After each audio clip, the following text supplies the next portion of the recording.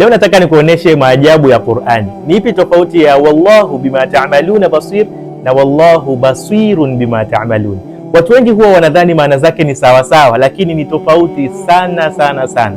Ikiwa Allah subhanahu wa ta'ala mwisho wa aya akaishia na wallahu bima ta'maluna basir, basi aya hiyo hapo nyuma alikuwa akizungumzia vitendo vya mwanadamu kama kufunga, kuswali, kutoa zaka. Mfano wa aya wa aqimu salata wa atu zaka wama tuqaddimu li anfusikum min khairin tajiduhu inda Allah inna Allaha bima ta'maluna basir.